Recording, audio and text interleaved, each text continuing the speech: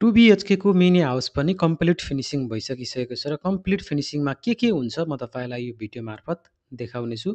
यो घर चाहिँ हामीले झापाको बिर्ता मोडमा निर्माण कार्य सम्पन्न गरिसकेका छौँ र बाहिर तपाईँले देख्नुभएको एक्सटेरियरको जति पनि डिजाइनको कामहरू भयो, टाइल्सको कामहरू भयो, रेलिङको डिजाइनहरू जति पनि छ, यो सबै कम्प्लिट फिनिसिङमा निर्माणको काम हुन्छ र लिभिङ हलको साइज चाहिँ लार्ज हुन्छ, ठुलो साइजको हुन्छ अनि लिभिङ हलको सिलिङमा जुन फल सिलिङको डिजाइन भयो, वालमा टिभी क्याबिनेटको डिजाइन यो तपाईँहरू आफैले छान्न पाउनुहुन्छ र हामीले तपाईँहरूले छान्नुभएकै डिजाइन राखिदिन्छौँ र फ्लोरमा चाहिँ टाइल्स हामीले राखिदिन्छौँ।